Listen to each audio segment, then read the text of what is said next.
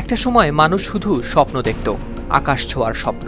তারপর এলো প্লেন, এলো জেট বিমান, আর এবার আকাশ কাঁপিয়ে শব্দের গতি ভেঙে উড়ল এক যাত্রীবাহী বিমান।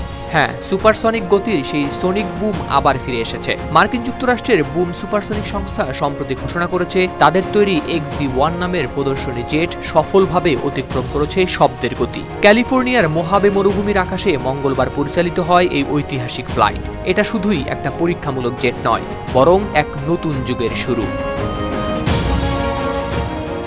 1947 সালে পাইলট চাক ইয়েগার প্রথমবারের মতো অতিক্রম করেছিলেন শব্দের গতি। সেই একই আকাশে বহু বছর পর আবারও বাজল সুপারসনিক গতির নতুন সুর।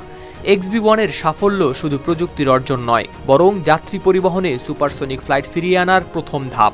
বুম সুপারসনিকের প্রতিষ্ঠাতা ব্লেক স্কল জানিয়েছেন, এখন XB-1 প্রযুক্তিকে আরও বড় আকারে উন্নত করা হচ্ছে। তাদের নতুন লক্ষ্য ওভারচার, যা হয়ে উঠবে বিশ্বের সবচেয়ে দ্রুতগতির বাণিজ্যিক যাত্রীবাহী বিমান।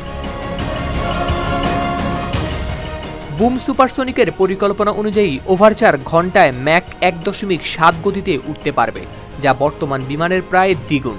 80 জন যাত্রী নিয়ে এটি মাত্র 5 ঘন্টারও কম সময়ে মিয়ামি থেকে লন্ডন পৌঁছে যাবে, যেখানে এখনকার বিমানে লাগে 8.5 ঘন্টা।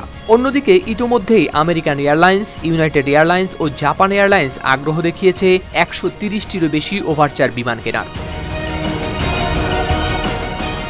একটা সময় কনকর্ড বিমানের ছিল ব্যাপক জনপ্রিয়তা, কিন্তু শব্দ দূষণ, কার্বন নিঃসরণ ও খরচের কারণে 2003 সালে তা বন্ধ হয়ে যায়। কিন্তু ওভারচার চলবে সম্পূর্ণ নবায়নযোগ্য জ্বালানিতে, যার ফলে কার্বন নিঃসরণ হবে প্রায় শূন্যের কোঠায়।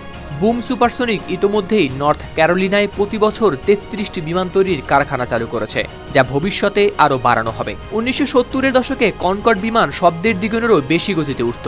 শব্দের গতি ভাঙার সময় বিশেষ সোনিক বুম তৈরি হতো, যা মাটির উপরেও শোনা যেত।